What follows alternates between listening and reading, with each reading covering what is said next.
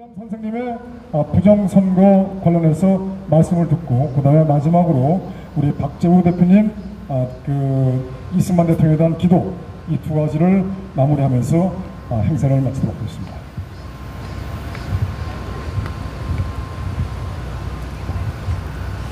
안녕하십니까. 더운 날씨에도 그나마 약간 선선한 바람이 깃들고 있습니다. 오늘은 다 잘 아시겠지만은 부정선거에 대해서 그냥 두서없다랄까 생각나는 대로 한번 엮어보겠습니다.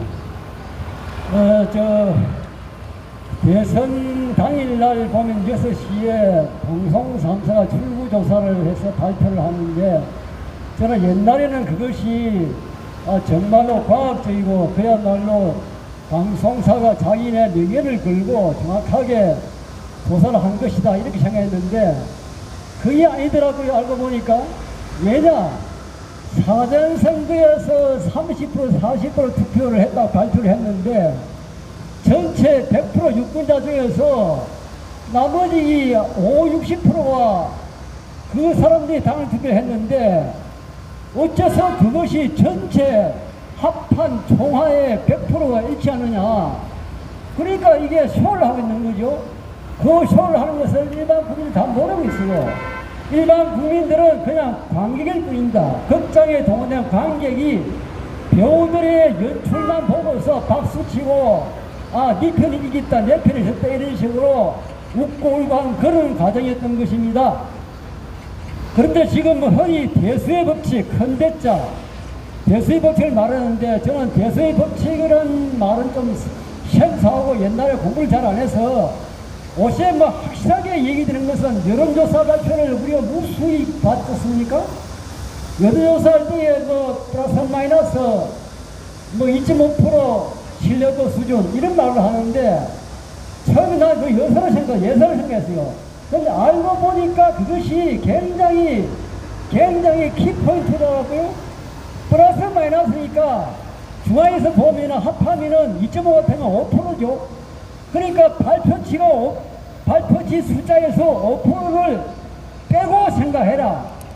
는 그 신호인데 그걸 얘기를 안 하니까 가사 이재명 지지율이 51% 할 때는 플러스 마이너스 유의수준 표준 심사를 보면은 그걸 감안하면은 아래 오르니까 그러니까 51% 같으면은 한 48.5%까지 떨어질 수도 있는데 그거를 말입니다. 검조과 같이 방송들이 얘기를 해서 국민 머리에 체념시키더라고요. 그렇다면 우리가 정규분포라는 걸 학교에서 배웠는데 고등학교 때 배웠죠. 통계학이라고 나중에 수학이 되었는데 정규분포라는 것은 말하자면 제가 키가 169인데 그러면은 성인 남자 평균 키가 160을 볼 때에 제 옆에 제 좌우 쪽에 저보다 큰 사람이 있을 것이고 저보다 작은 사람이 있을 것이고 그 사람도 있는데 그 숫자는 어떠냐. 그 숫자는 내보다 키가 큰 사람은 숫자가 좀 적고 또 마찬가지로 내보다 키가 적은 사람도 숫자가 작고 내 쪽에 있는 중앙시에 있는 값이 제일 많다 이것이거든요. 그런데 그렇게 볼 때에 우리 유권자가 3,400인지 4천만인지 기억이 안 납니다만은 그 사람들을 단지 사전투표 또 당일투표 그렇게 두 그룹으로 자의적으로 자신들이 날짜를 택해서 투표에 갔다 하더라도 그것이 100만, 200만이 아니고 1000만이 넘는 이 경우에는 그런 경우에는 그야말로 인구치를 보면 굉장히 큰 수치여져요. 그런 경우는 사전투표나 당일투표나 큰 표차가 없어야 된다. 그런데 아까 말씀드린 정규 분포도로 보면은 희한하게 조작을 리드하는 당은 플러스 쪽에 분포되어 있고 패배를 스스로 자인하는 또 다른 당에서는 마이너스 쪽에 그렇게 1대1로 양분이 되어 있는 그런 그래프가 나타나고 있는 겁니다. 그걸 이제 우리가 쉽게 보는 통계학적인 수학적인 그런 계산으로서 생각하는 것이고 실제 우리가 가사 우리가 피부가 적인 뭐 질환식을 때 보면 몸이 여러 가지 두드러기라든가 발진식이지 않습니까? 그 발진 그 형태를 봐가지고 아 이거는 어떤 계통이다. 뭐 쉽게 말하면 남자가 성병이 걸리는데 이게 뭐냐 어떠냐 임질이냐 매독이냐 등등 이런 거를 판단을 하면은 우선에 발진의 상태를 봐가지고 가서 시험검사 해보고 여러 가지 정밀 검사를 해봐야만이 그것이 진단이 되는데 지금 우리나라 국민들은 일부 발표되고 있는 그것도 이제 규정선거를 규탄하면서 얘기한 그런 일부 얘기를 듣고서 뭔가 이상한데 뭐 그거 내가 따지 본들 뭐 하겠느냐 내 혼자 해본들 내가 어떻게 정부를 이기겠느냐 또는 그런 모략적인 작성들하고 대처를 할 수 있겠느냐 이런 생각을 할 수 있거든요. 그런데 지금 제가 답답한 것은 지금 그 부여하고 부천시를 여기 좋게 맞아요. 부천시에서는 지난 2020년도 선거 때지요. 유권자가 18,000명 됐는데 그 사람들이 이틀 만에 투표를 했답니다. 그런데 그걸 다 여설을 했는데 그것을 시간당 1인당 투표 시간을 소요 시간을 계산해 보니까 1분도 아니고 6초던가 이렇게 나오더라고요. 그렇다고 우리가 생각해 보시오. 우리가 보통 걸어갈 때 한 발, 두 발 가면 이게 벌써 한 0.5초 걸리거든요. 그럼 걸어가서 10분 좀 확인하고 그 투표자 명부에 날인하고 서명하고 그리고 투표 번호표를 뗀 투표 용지를 받고 또 커튼에 쳐져 있는 기표소에 가서 기표를 할 때 기표를 정확하게 사각형 안에 들어가도록 찍고 나서는 혹시나 싶어 다시 그거를 인주가 안 묻게끔 또 접어가지고 나와서 최종 투표함이었는데 그 시험에도 내가 볼 때 5분은 걸린다고요. 아무리 뭐 5분에서 조선 2분을 깎더라도 3분은 걸린단 말입니다.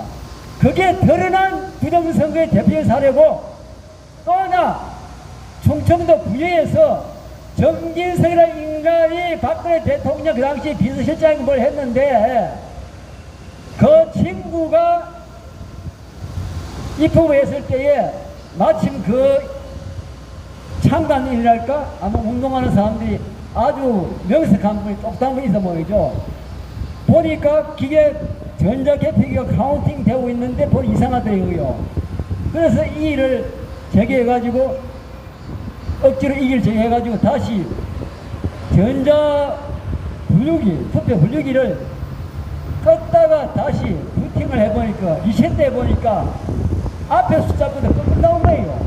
그러니까 처음엔 떨어졌다가 고부만 보면 떨어졌다가 그 뒤에는 정리석 되는 거예요. 그래서 정리석이 이놈이 당선된 겁니다.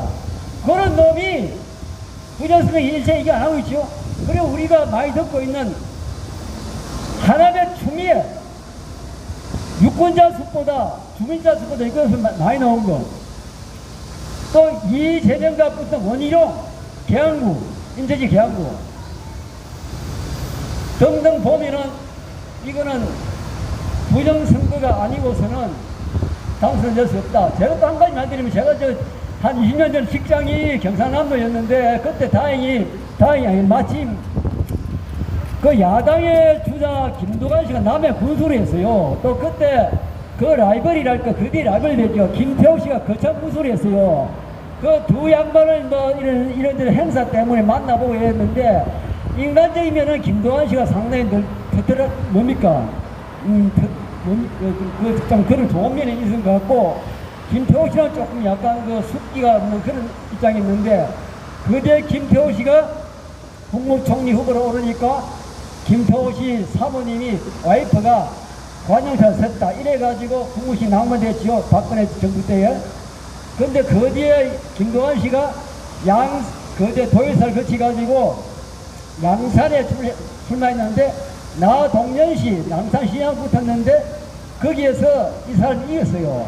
근데 보니 희한하다. 양산에 터도 없는 기본 없는 사람이 어떻게 아무리 도의사 했더니 국회의원이 되느냐 이상한 생각했는데 아니다 다니까 지난번에 자기가 대법원에다가 부정선거라고 얘기를 분명했어요.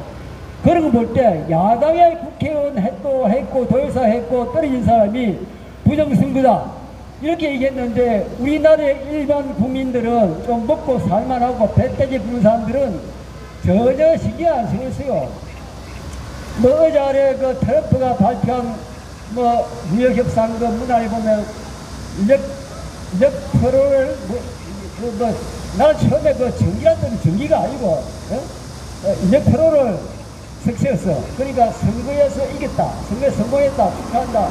축하는 말은 어떻게 모르겠는데 참 보통 일이 아닙니다. 지금 사전선거가 문제가 있다면 다 아시겠죠. 알고. 근데 사전선거가 문제가 있다는 것은 6.336 이런 거 등등 많이 알고 있는데 지금 그 선거 자체가 진화를. 그러니까 나쁜 쪽으로 진화하고 있는데 옛날에는 설마 선거를 끝나고 나서 각 선거구 국회의원들이 그 126군자 아닙니까? 그 당시에 그다 유튜버들이 선거를 그다 가지고 선거 부영 선거 소송을 제기했는데 돈 들여가지고 소송할 걸 예상했는데 그게 아니거든요. 그러니까 이 사람들이 법정 그 개표 검표기를 지내가지고 질질질 끌다가 맨날 지내가지고 그동안에 뭘 했는지 모르죠. 그동안에 해가 2년만큼 바뀌면서 추석이라든가 구정이라든가 연휴가 얼마나 많이 지나갔습니까? 그런 시일에 이제 무슨 수사를 했겠지요. 그래가지고 대법관이 표를 검토해 보니까 이상한 투표지가 많이 나오지 않습니까? 그거는 이미 신문 공부에도 많이 나와 있고 한데 그런 거를 볼 때에 그걸 가지고 제대로 판결을 안 하는 것은 참 서거까지 있다, 서거까지 얘기하지만은 대법관 되기 전에 그 사람 법관들도 보면 자기가 판사로서 감사를 안 받기 때문에 지금 보면은 경찰이 수사할 때 감사 받는 거랑 꼭 마찬가지로 생각됩니다. 그러니까 감사기관이 없으면은 선관위가 지금 감사를 안 받겠다. 그렇게 대장 내고 있다가 헌재에서 중앙선관위 손을 들어줬지만은 이런 상태에서는 제도적으로 부정선거를 막을 길이 없습니다. 단지 그렇더라도 우리가 학생들 지금 18세가 되는 유권자니까 그렇죠. 걔들한테 이런 게 있다는 걸 한마디라도 할 수 있는 게 있다면 해주는 것이 우리 어른된 자들의 도리가 아니겠느냐. 그런 생각을 해봅니다. 그럼 너무 이게 고답적으로 뭐 정규 분포니 뭐 대수의 법칙이니 확률이니 뭐 이런 얘기를 하면은 안 모르는 사람들은 저 친구 뭐 자기가 잘 답답하느냐 이렇게 생각할 수 있는데 그러나 모든 것을 이론을 기반해가지고 현상이 나타났는데 그 수학이라는 것은 공짜라는 것은 그것은 불변의 하나의 그 확립된 법칙 아닙니까? 그리고 우리가 부정선거를 할 수 있는 그 환경을 생각해 봅시다. 지금같이 날씨가 맑은 데는 음식을 두도 빨리 부패가 안 될 겁니다. 그런데 온도는 높고 습도도 높고 한데 거기에 음식을 보면은 가서 김밥 kus을 때 보통 한 10시간 간다면 한 2~3시간 만에 그 부패가 많은 것이 지금 부정선거의 여건 자체가 보면은 제일 처음에 CCTV를 가진 인간들, CCTV를. 지금 우리가 여기도 CCTV가 비치가 돼가지고 오는 사람, 가는 사람 모든 게 녹화되고 있는데 문제가 생길 때는 그걸 가지고 원인을 파악하는 것이 CCTV 설치 목적인데 선거를 앞두고 CCTV를 있는 것도 가지고 그게 첫째, 오얏나무 아래서는 각을 매지 말고 옛날 스님들의 속담을 어긴 것이고